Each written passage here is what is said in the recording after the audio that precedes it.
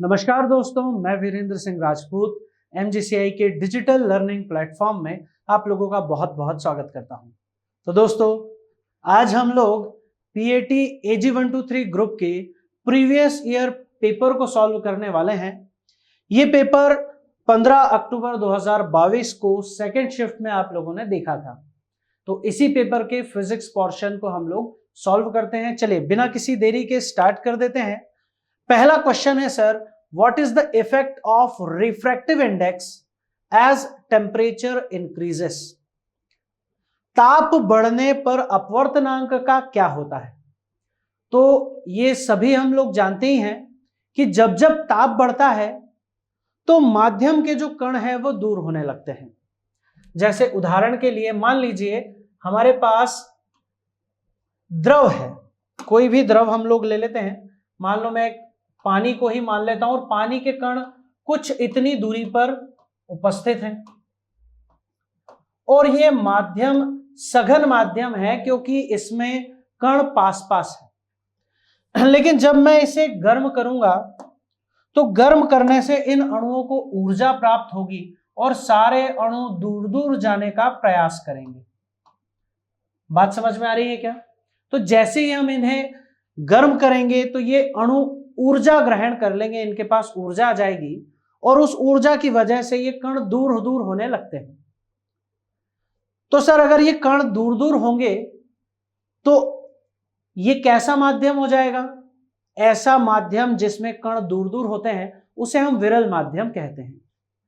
तो पहले कोई भी कण किसी भी अपवर्तनांक का हो, लेकिन अगर आप उसे गर्म करेंगे तो उसके कण दूर दूर ही होंगे और अगर कण दूर दूर होंगे तो माध्यम विरल हो जाएगा, यानी उसका अपवर्तनांक घट जाएगा। तो जो रिफ्रैक्टिव इंडेक्स की बात इन्होंने पूछी है, अपवर्तनांक का प्रभाव पूछा है, तो सर अपवर्तनांक घट जाता है, डिक्रीज हो जाता है। क्लियर है? चलिए आगे बढ़ते हैं। A proton and alpha particle moving with same kinetic energy enters in a uniform magnetic field normally। Sir एक मैग्नेटिक फील्ड है, इसमें एक अल्फा पार्टिकल आ रहा है। हम डायग्राम इधर बना लेते हैं कि मान लो एक मैग्नेटिक फील्ड है। हम लोग क्लास में जिस तरह से मैग्नेटिक फील्ड को बनाते हैं वैसे ही बना रहा हूं बेटा, कुछ नया नहीं बना रहे, ऐसे ही मैग्नेटिक फील्ड को बनाया जाता है।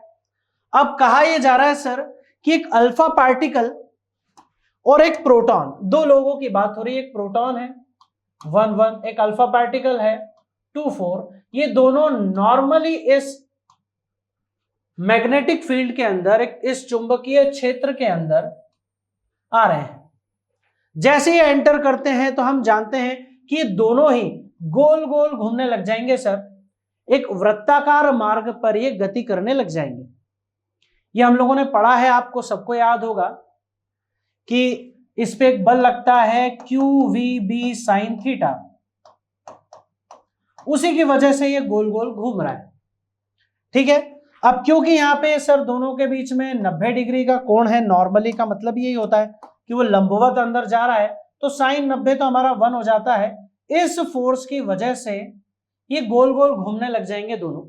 लेकिन सवाल ये नहीं है, सवाल है कि the ratio of their circular paths will be, इनके जो वृत्तीय पथ है उनका मार्ग आपको बताना है, उनका अनुपात बताना है। इसको हिंदी में आप देखेंगे तो और क्लैरिटी मिलेगी कि वृत्तीय पथ की त्रिज्याओं का अनुपात उसने पूछा है कि प्रोटॉन की त्रिज्या और अल्फा पार्टिकल त्रिज्या, इन दोनों की त्रिज्याओं का अनुपात कितना है।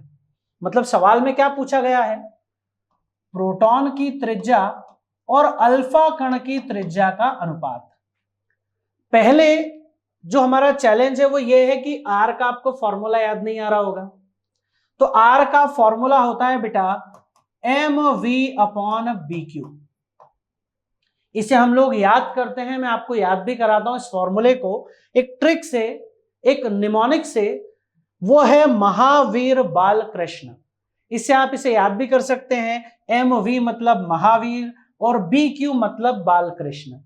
तो कौन है सर इसमें? m जो है कण का द्रव्यमान है, v कण का वेग है, b जो है चुंबकीय क्षेत्र है और Q आवेश है। लेकिन सर द्रव्यमान गुणित वेग तो आप सब जानते हैं, द्रव्यमान गुणित वेग जो होता है वो संवेग होता है, और संवेग को तो गतिज ऊर्जा के रूप में भी हम लोग लिखते हैं 2mke, इस रूप में भी हम लोग लिखते हैं। तो सर ये 2mke के रूप में ही हम इसको यहां पे रख देंगे, तो फॉर्मूला हमारा थोड़ा बदल जाएगा। फॉर्मूला बन जाएगा सर √2mke बटे BQ।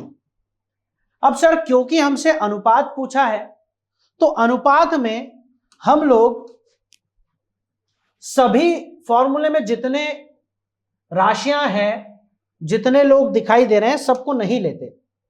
हम केवल अनुपात में उन्हीं लोगों को लेते हैं जिनमें कोई बदलाव हो रहा है। जैसे मुझसे पूछा है कि प्रोटॉन की त्रिज्या और अल्फा कण की त्रिज्या का अनुपात, तो मैं इन दोनों की त्रिज्या में कौन कौन सी चीजें कॉमन रहेगी उनको नहीं लिखूंगा। एग्जाम्पल के लिए मैं आपको बताऊं कि ये दोनों में आएगा तो मैं इसको नहीं लिखूंगा। दोनों सेम काइनेटिक एनर्जी, समान गतिज ऊर्जा से आ रही है तो ये भी समान है, इसको भी नहीं लिखेंगे। दोनों यूनिफॉर्म मैग्नेटिक फील्ड है, एक रूप चुंबकीय क्षेत्र में है, तो ये चुंबकीय क्षेत्र भी नहीं लिखूंगा। मुझे लेना पड़ेगा सिर्फ M और Q।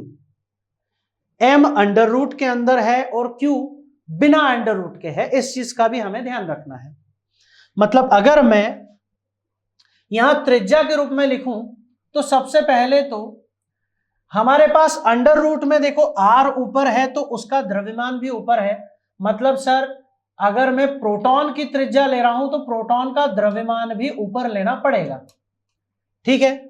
लेकिन प्रोटॉन का जो आवेश है वो नीचे आएगा, तो आवेश प्रोटॉन का हम लोग नीचे ले लेते हैं। वैसे ही अगर मैं त्रिज्या अल्फा कण की लिखूंगा तो त्रिज्या अगर ऊपर है तो द्रव्यमान भी ऊपर, लेकिन इसकी त्रिज्या नीचे है तो इसका द्रव्यमान भी हम लोग नीचे ले लेंगे। सर त्रिज्या ऊपर है तो आवेश नीचे है, इसकी त्रिज्या नीचे है तो अल्फा कण का आवेश ऊपर होगा। यह सूत्र भी हम लोग क्लास में प्रैक्टिस करते ही हैं इसको लिखने की, कि कब हम इस तरह का सूत्र बनाते हैं और कैसे उसे बनाते हैं। चलिए सारे मान को हम लोग रख दें यहां। तो सर द्रव्यमान, अगर प्रोटॉन का द्रव्यमान में m मान लूं तो ये m है। अल्फा कण का द्रव्यमान 4 गुना ज्यादा होता है तो इसे 4m रख देते हैं। आवेश सर प्रोटॉन पर तो सर E आवेश ही होता है, मान लो अब प्रोटॉन पर आवेश Q है तो अल्फा पे तो सर उससे डबल आवेश होता है, 2Q हो जाएगा। अब जो कटता है उसे काट दे बेटा, Q से Q, M से M कट जाएगा, जो बच गया है उसे लिख लेते हैं। तो अंडर रूट के अंदर 1/4 और बाहर है सर 2:1। 1/4 को जब आप बाहर निकालेंगे तो आपको मिलेगा 1/2 और बाहर मिलेगा 2:1। ये कटने के बाद आपको मिलेगा 1:1। तो थोड़ा सा कैलकुलेशन वाला क्वेश्चन और थोड़ा सा अच्छे लेवल का क्वेश्चन आपको यहां देखने को मिला है। इसका आंसर क्या होगा बेटा? तो इसका आंसर होगा 1:1। क्लियर है? तो चुंबक चैप्टर से क्वेश्चन था, अच्छा क्वेश्चन था। आपको सूत्र याद होंगे तो आप आसानी से इस क्वेश्चन को कर लेंगे। चलिए अगला क्वेश्चन देखें हम कि the equivalent resistance between A and B, वही ए और बी के बीच में कुल प्रतिरोध आपको बताना है। तो देखिए कुल प्रतिरोध बताने के लिए पहले ये देखिए कि क्या ये सब एक ही रास्ते पर दिखाई दे रहे हैं आपको। अगर ये एक ही रास्ते पर दिखाई दे रहे हैं तो ये श्रेणी क्रम में है, और श्रेणी क्रम में आप क्या करते हैं, श्रेणी क्रम में आप इन सबको सीधे सीधे जोड़ देते हैं। यानी 2 + 2 4, 4 + 4 8, 8 + 2 10 और 10 और 2 12। मतलब आप इन सबको हटाकर इसकी जगह 12 ओम का प्रतिरोध रख सकते हैं।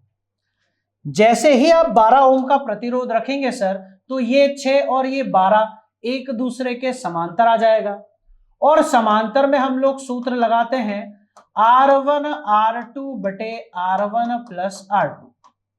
मतलब सर 6 × 12 अपॉन 6 + 12, मतलब 6 × 12 अपॉन में 18। अब 6 से 18 3 बार चला जाएगा और 3 से 12 4 बार, तो आपका मान आ जाएगा सर 4। तो सर मतलब इन सबको हटा दो, इसको भी हटा दो, इसको भी हटा दो, और यहां क्या रख दो, यहां रख दो 4 ओम। तो देखो सवाल वैसे ही हो गया, 4 4 8 4 10 4 12, ये फिर 12 आ गया, 12 और 6 को सॉल्व करोगे फिर यहां पे एक 4 आ जाएगा।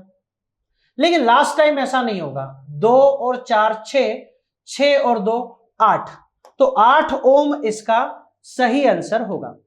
अब हम सभी लोगों ने इसके बहुत सारे क्वेश्चन प्रैक्टिस किए हैं और बड़ा ही सिंपल क्वेश्चन ये है। चलिए आगे बढ़े। विच of the following example shows conversion of potential energy into kinetic energy. इनमें से कौन है बेटा जिसमें स्थितिज ऊर्जा गतिज ऊर्जा में बदल रही है। स्थितिज ऊर्जा और गतिज ऊर्जा, इस क्वेश्चन को कैंसिल कर दिया गया था, हालांकि ये क्वेश्चन जो है सही है। पहला ऑप्शन जरूर हम कह सकते हैं कि शायद ये अधूरा है, लेकिन फिर भी उससे अर्थ निकाला जा सकता है, इतना अधूरा नहीं है कि वो अपना अर्थ खो दे। फिर भी ये क्वेश्चन कैंसिल हो गया था, अपन इस क्वेश्चन को ट्राई करते हैं।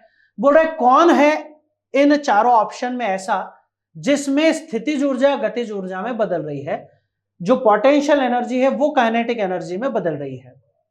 पहला है हवा का बहना। तो सर बहती हुई हवा में कौन होता है, बहती हुई हवा में सर गतिज ऊर्जा होती है। तो इसमें तो सर गतिज ऊर्जा स्थितिज ऊर्जा में बदल सकती थी, लेकिन यहां ऑप्शन अधूरा है।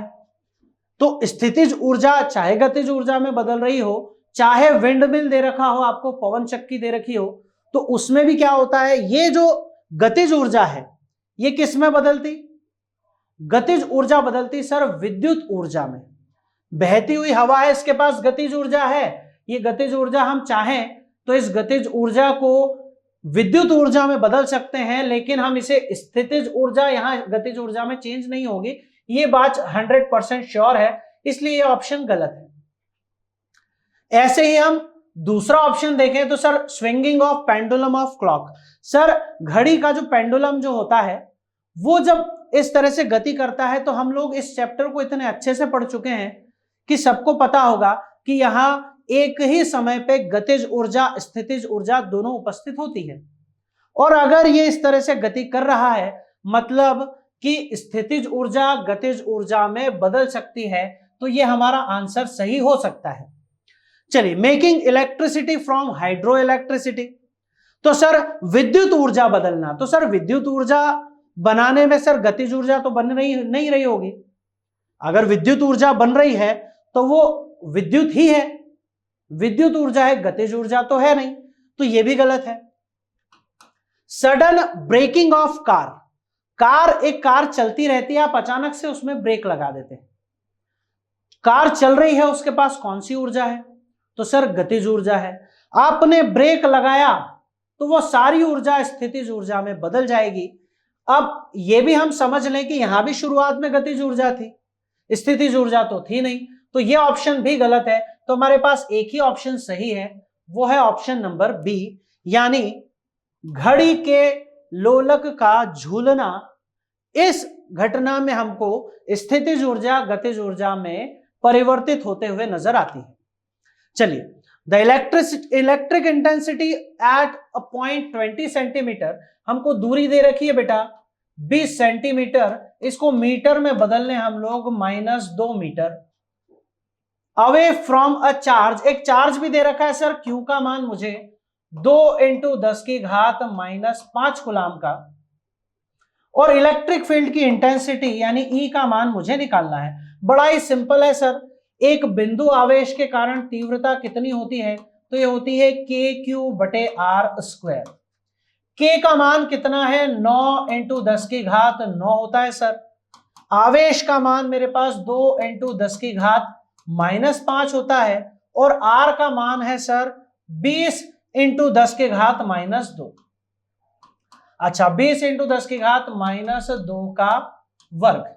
चलिए, यहां पे अपन समझें कि एक प्लस के 0 से एक माइनस का 0 कैंसिल कर दें तो 2 10⁻⁻1 बच जाएगा।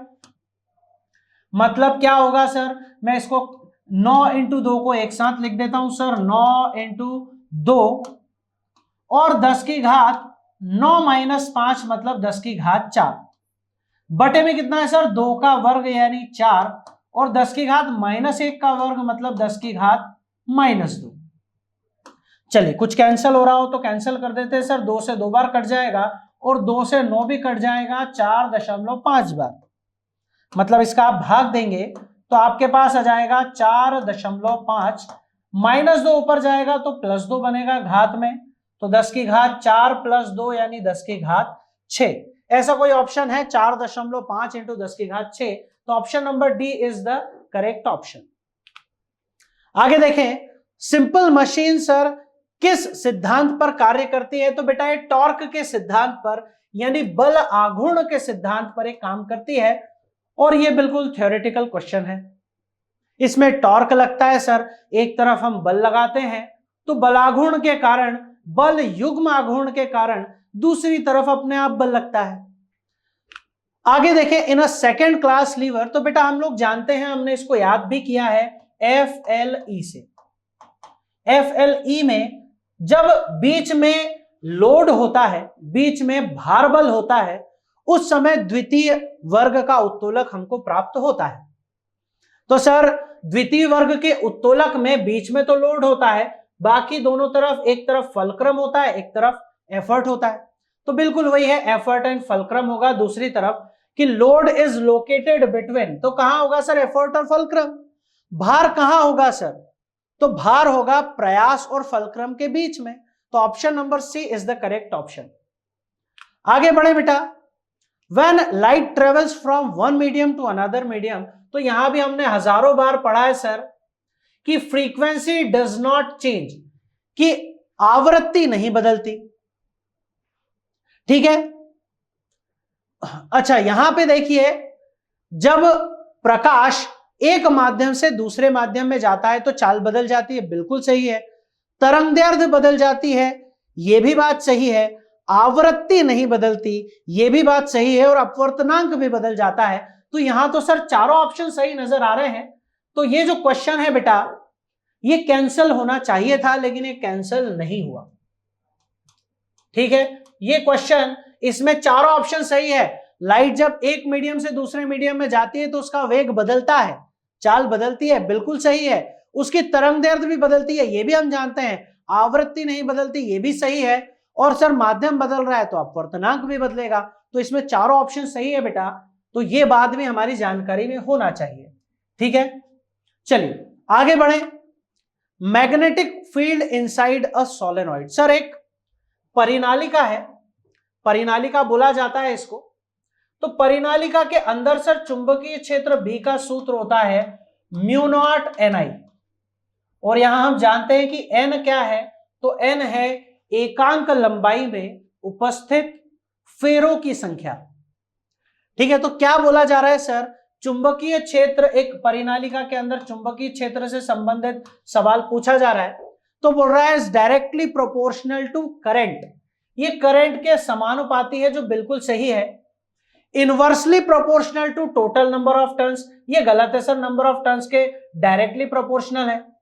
इनवर्सली प्रोपोर्शनल टू करंट, ये भी गलत है सर। और डायरेक्टली प्रोपोर्शनल टू लेंथ, ये भी गलत है, क्योंकि इस n को अगर हम ऐसा भी लिख दें n/L, तो भी सर लंबाई के व्युत्क्रमानुपाती है, डायरेक्टली प्रोपोर्शनल नहीं है। तो एक ही ऑप्शन सही है, ऑप्शन नंबर ए, यानी ये धारा के समानुपाती होता है। चलिए क्वेश्चन नंबर 44, 144 देखें।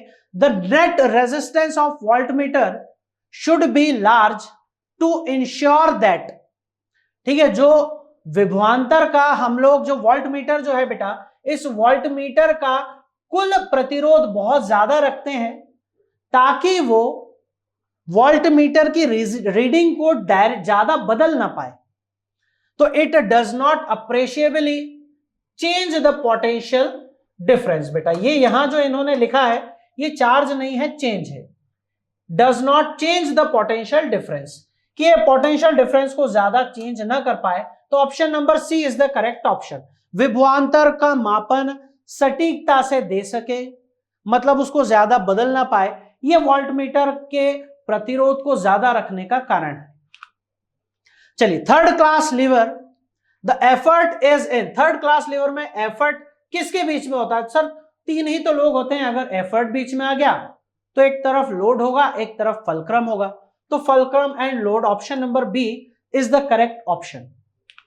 चलिए, in a first class lever the fulcrum is located between, sir fulcrum किस किस के बीच में होता है? सर लोड और एफर्ट के, ऑप्शन नंबर बी जो रहेगा ये सही जवाब होगा। बड़े ही सिंपल सिंपल तीनों क्वेश्चन पूछ लिए गए यहां पर। In which direction the magnetic line of force travel inside a magnet, sir inside का मतलब चुंबक के अंदर बल रेखाएं कहां से कहां जाती हैं, तो इसको नॉर्थ मानता हूं, इसको साउथ मानता हूं।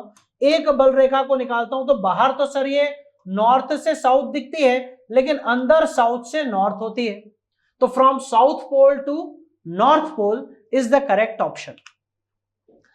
क्वेश्चन नंबर 150 है, on which of the following principle do washing machine and ice cream extract, sir washing machine किस सिद्धांत पर कार्य करती है? तो वॉशिंग मशीन सर अप केंद्रीय बल सेंट्रीफ्यूगल फोर्स पर आधारित होती है, on the principle of centrifugal force, up केंद्रीय बल पर आधारित। क्लियर है क्या? ठीक है, अप केंद्रीय बल कौन सा बल है सर? तो ये एक आभासी बल है जो हमें वृत्ताकार मार्ग से बाहर लगते हुए प्रतीत होता है। ये वही बल है जब हम टर्न पे गाड़ी को मोड़ते हैं तो हमें ऐसा लगता है कि हम खिड़की के बाहर गिर जाएंगे। क्यों? क्योंकि हम टर्न ले रहे हैं तो हमारे ऊपर एक आभासी बल हमें फील होता है। उसी आभासी बल को हम लोग सेंट्रीफ्यूगल फोर्स या अपकेंद्रीय बल कहते हैं। अगला देखिए, alternative current can not be measured by DC ammeter, sir DC ammeter से नहीं नाप सकते, क्योंकि सर डीसी अमीटर हमें औसत नाप करके देता है, और जब हम एसी करंट की बात करते हैं तो जितना पॉजिटिव करंट होता है उतना ही नेगेटिव होता है, तो टोटल 0 हो जाता है। और सर हम लोग कैसे निकालेंगे एवरेज करंट को? तो I1 प्लस I2 बटे 2, लेकिन सर जितना करंट पहले प्लस का है उतना ही करंट बाद में माइनस का है, तो ये तो हमको 0 रीडिंग देने वाला है। तो डीसी अमीटर जो है वो हमारे किसी काम का नहीं है, क्योंकि वो औसत धारा को नाप के हमको देता है, और एसी में औसत धारा हमेशा 0 होती है। तो average value of current for complete cycle is 0, ये कारण है सर। धारा का औसत मान किसी भी पूर्ण चक्र में 0 होता है। चलिए नेक्स्ट देखें, which of the following statement is not correct, तो बेटा इसका जो आंसर होगा कि कौन सा स्टेटमेंट गलत है, तो इसका आंसर यहां सेकंड दिया हुआ था, लेकिन इसका आंसर होगा first. Simple machine works on the principle of centripetal force, ये बात गलत है और हमको गलत वाला ही चुनना है, क्योंकि सर वो टॉर्क उसका प्रिंसिपल है, बल आघूर्ण उसका प्रिंसिपल है, सेंट्रीपिटल फोर्स यानी अभिकेंद्री बल इसका सिद्धांत नहीं है, तो ऑप्शन नंबर ए हमारा सही होगा। हिंज जो है वो न्यूटन के प्रिंसिपल पर बेस्ड है, बिल्कुल सही है। एनर्जी जो वाटर कलेक्टेड बाय डैम के अंदर जो पानी होता है उसमें जो एनर्जी है वो पोटेंशियल एनर्जी यानी स्थितिज ऊर्जा ही वो होती है।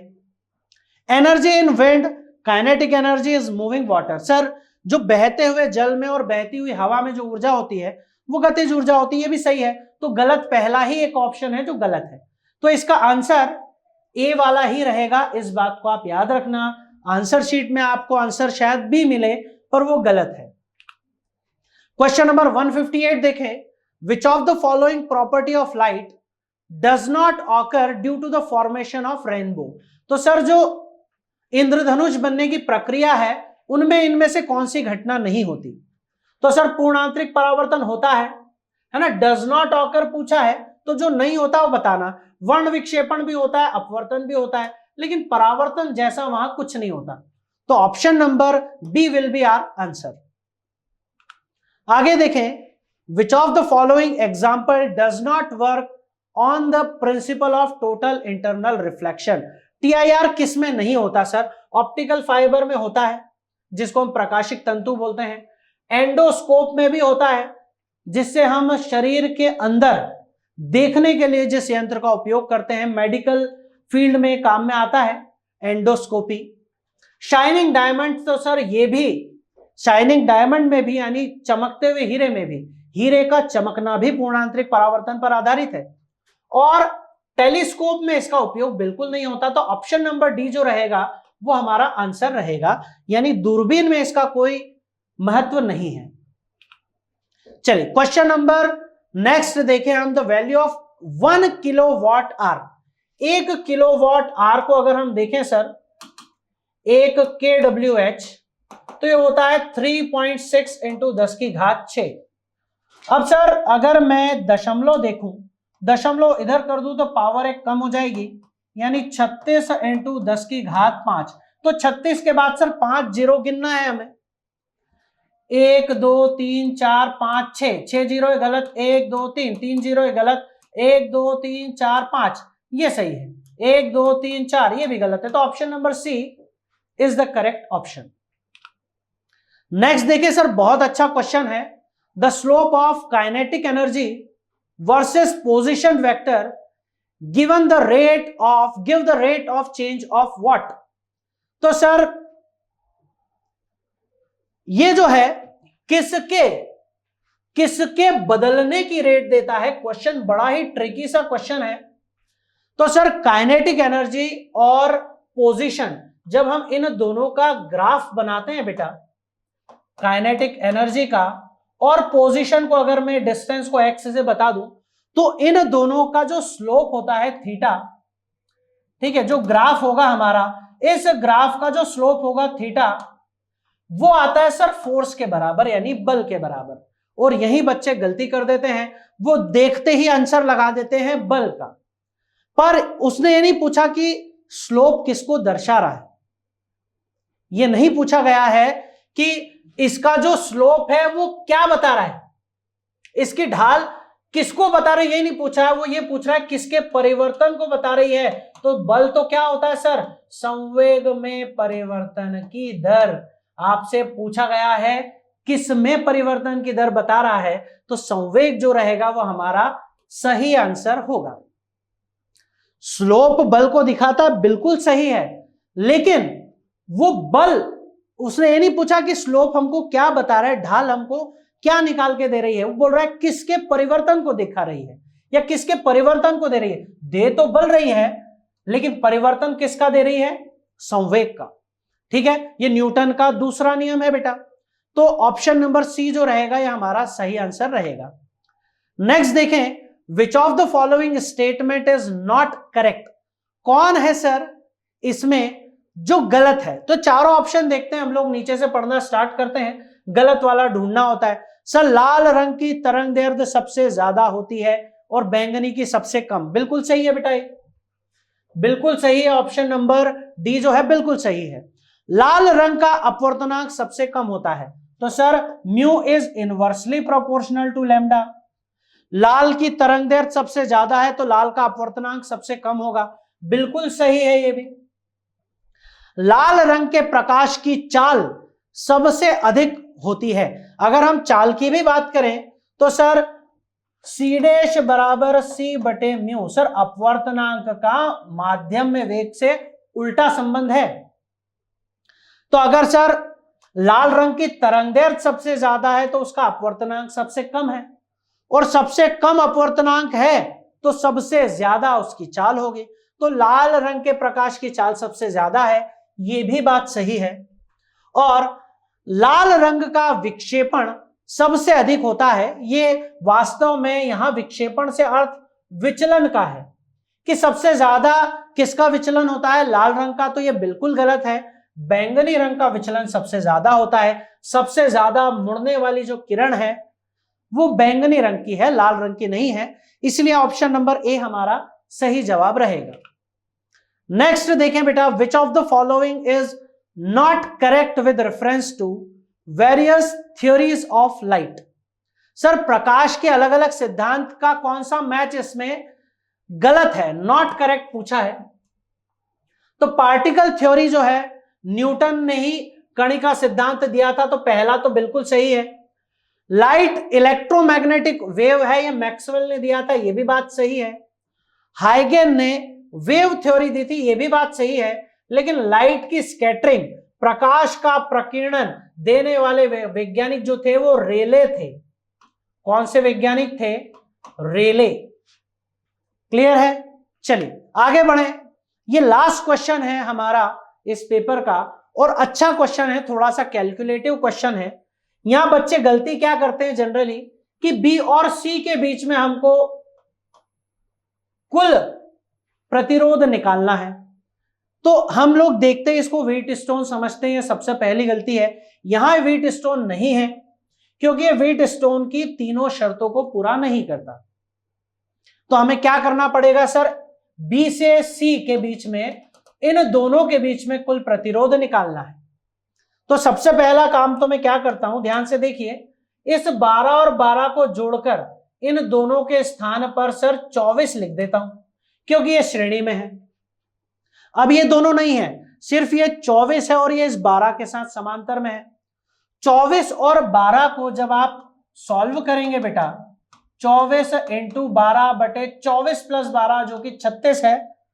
12 या 36 होता है बेटा, 3 बार जाएगा तो ये आ जाएगा 8। मतलब इसको और इसको दोनों को हटा करके आप क्या लिख दें यहां पर? 8। बाकी सब आपका हट गया है। ऐसा हम मान लें कि जो पूरा पोर्शन है यहां से हट गया है। अब हमारे पास सिर्फ एक ये 8 यहां पर दिखाई दे रहा है। क्लियर है क्या बात ये? चलिए, तो हमको ये 8 दिखाई दे रहा है, बाकी तो सारी चीजें हम लोगों ने सॉल्व कर ली है। तो अब क्या बचा सर? कुल विभवांतर हमें देखना था सर। तो ये 8 और ये 12 श्रेणी में है, ये 8 और 12 दोनों ही श्रेणी में है सर, तो इसको जोड़ करके हम लिख देंगे 20। अब ये 20 और ये 12 ये दोनों समांतर में है, तो समांतर में जैसे ही हम इसको सॉल्व करेंगे 20 इंटू 12 अपॉन 20 प्लस 12 यानी कितना हो जाएगा सर? 32। इसको कैंसल आउट करते हैं सर, ये 6 बार, ये 16 बार, ये 3 बार, ये 8 बार। और भी कुछ कटेगा क्या सर? बिल्कुल डेफिनेटली कटने वाला है सर। ये 4 से 2 बार और ये 4 से कितनी बार? 5 बार। 5 इंटू 3 मतलब सर 15 और बटे में आएगा 2। यही हमारा आंसर होगा। 15 बटे 2 will be our correct answer. Clear है? तो बेटा इसी के साथ हमारा ये आज का सेशन कंप्लीट होता है। मिलते हैं हम नेक्स्ट लेक्चर में, नेक्स्ट वीडियो में। तब तक के लिए जय हिंद, जय भारत।